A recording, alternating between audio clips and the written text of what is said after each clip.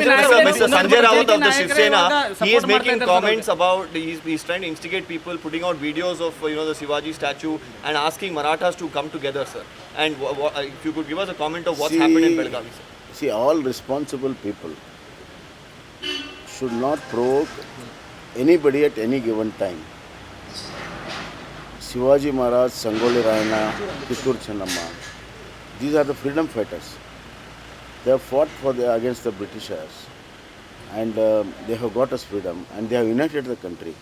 And in their name, if we start fighting and dividing, it will be injustice to the fight by all these leaders for independence and uniting the country. Therefore, any responsible person should not provoke people for violence and taking law and order into hands. So As far as Karnataka is concerned, we will not allow anybody to take law and order in their hands. So the speaker hasn't apologized, sir. So the speaker has